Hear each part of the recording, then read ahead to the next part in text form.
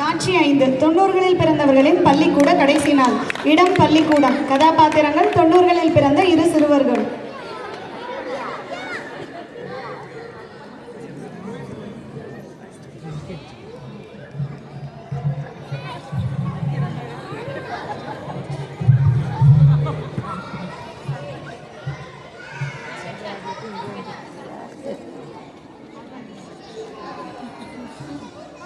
அப்பாடா, ஒரு வழியா பள்ளி முடிச்சிட்டோம்.